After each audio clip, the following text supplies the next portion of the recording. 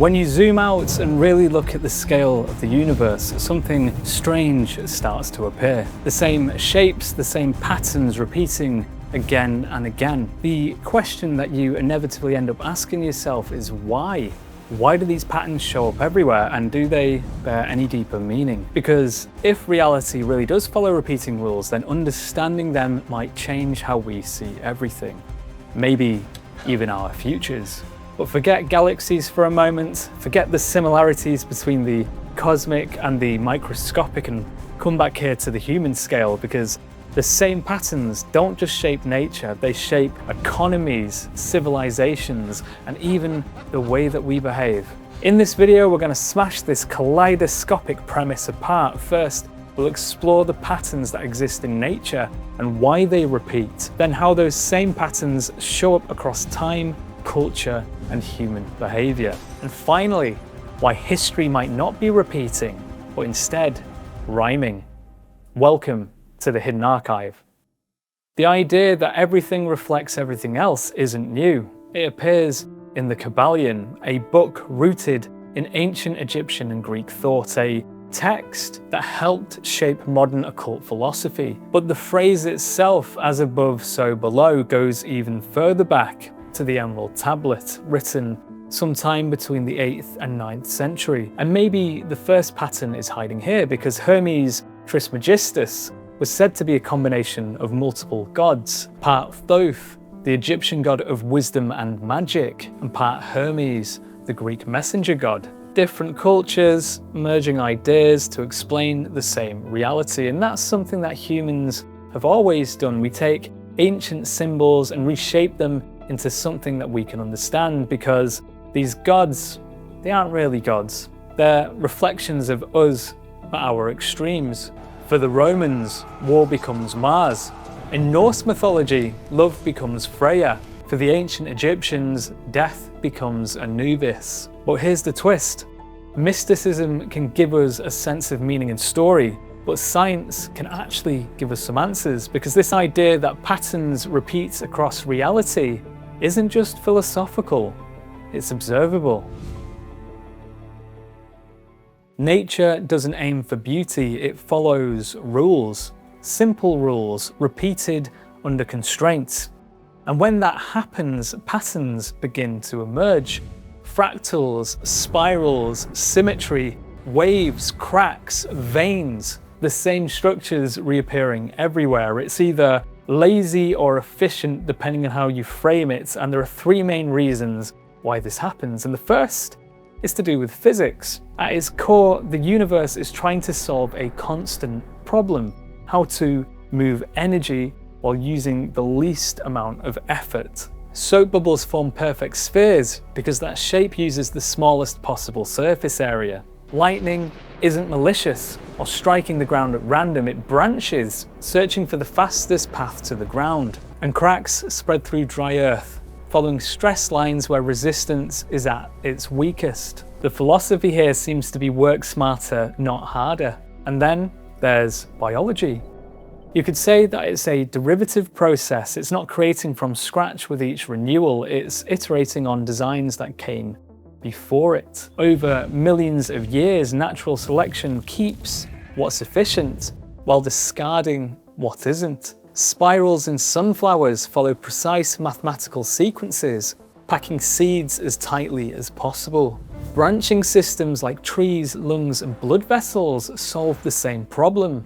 How do you distribute resources across as much space as possible? In order to survive, you optimize for the environment that you exist within. And finally, we have chemistry, where things get unexpectedly simple. Some of the most complex looking patterns in nature come from just two ingredients: spreading and reacting. These are called reaction-diffusion systems, first described by Alan Turing. Two chemicals interact, one spreads quickly, the other moves slowly.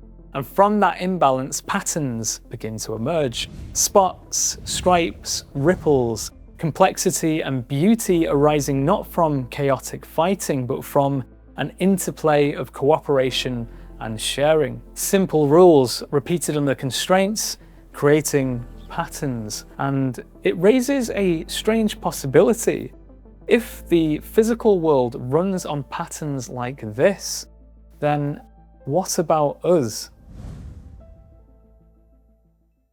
As humans, we tend to think that we're unpredictable, but zoom out far enough and we start to look very familiar. Take economic boom-bust cycles, for instance. It's easy to get lost in the numbers, but the reality is markets are run on people, and people follow patterns. It starts with optimism, a new opportunity, a breakthrough, something that's going to change the world. Prices rise, confidence grows, everyone gets FOMO until something starts to shift. Speculation replaces value, risk gets ignored, leverage builds, and suddenly it all collapses. From the Dutch tulip mania to the 2008 financial crisis to modern day crypto bubbles. It's as if it's stuck in a feedback loop driven by the same old forces: greed, fear, and momentum. Just like in nature, the system expands until it becomes unstable. Political systems follow a similar rhythm. Periods of stability create comfort.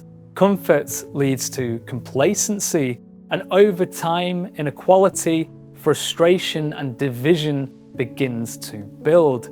That pressure doesn't disappear, it accumulates until eventually it breaks. Institutions are questioned as unrest begins to grow. And in moments like that, people don't look for complexity, they look for certainty, simple answers to difficult questions. If we're lucky, that's when strong leaders arise. Systems are updated and reshaped, and more civilians get help climbing Maslow's hierarchy of needs. Society comes together to overcome challenges, and then stability returns. If we're unlucky though, we get war, famine, destruction, and needless death, until stability returns and the cycle begins again. Well, unless there's nuclear fallout. But give it tens of millions of years and maybe the new octopus civilization will be facing the same problems as we are today. Now, although we already have world-ending technology, an estimated 12,000 plus nuclear weapons with global impact times ranging from 4 to 30 minutes depending on where you live, another repeating pattern is the technological disruption that every generation feels is unprecedented, and then the emotional fallout that stays incredibly consistent each time. When new technology appears, it threatens something fundamental: jobs, identity, power, status, and control. The printing press was feared for spreading dangerous ideas, but in reality, literacy rates went up as human knowledge became more widely accessible. The industrial machines were feared for replacing human labor. Instead, quality became consistent, workplaces became safer, production costs were lowered, making tools and technology more widely accessible for everyone. And don't get me started on computers.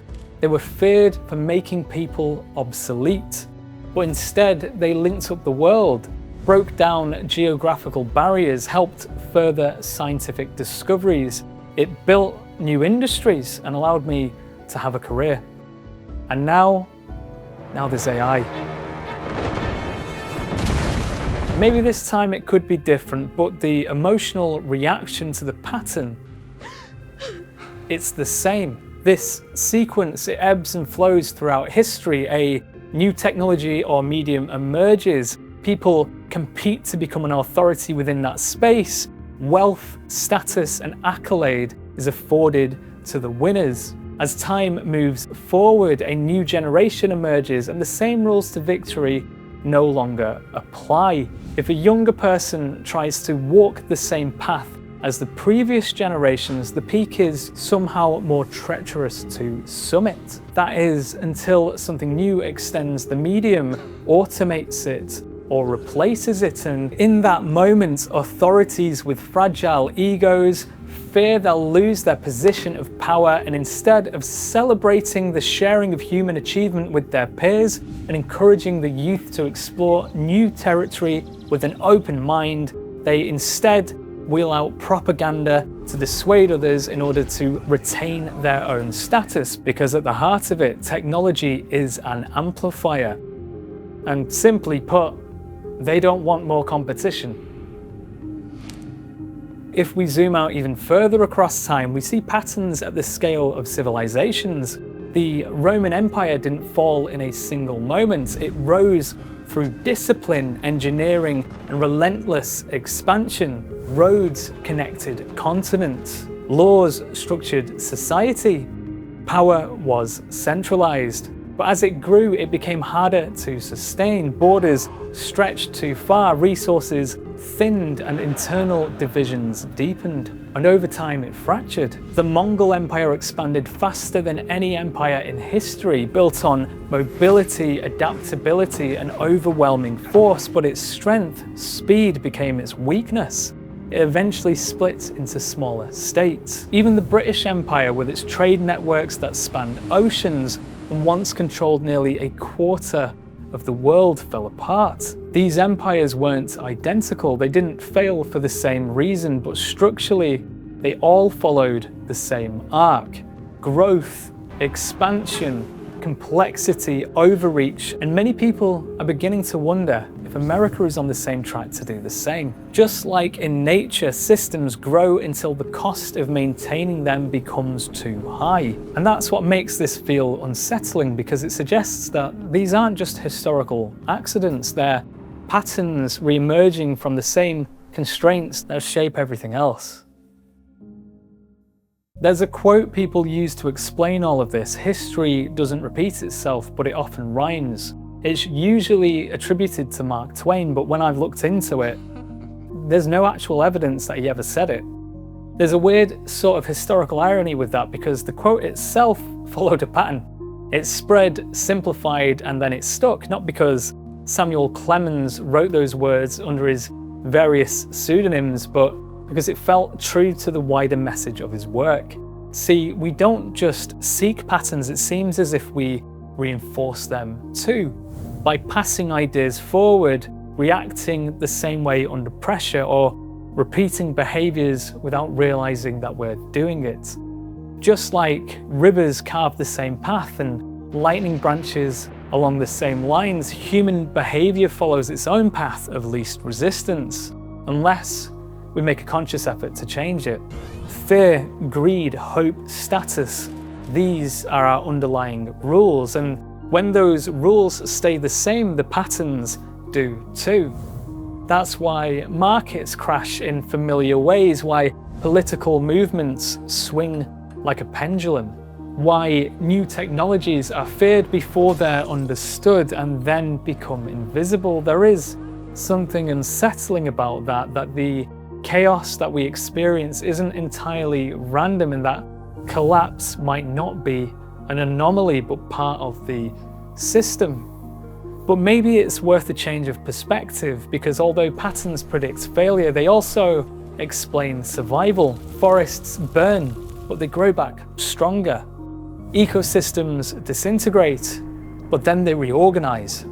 Life adapts. And maybe that's the real pattern, not that things repeat, but we have power in our response when they do.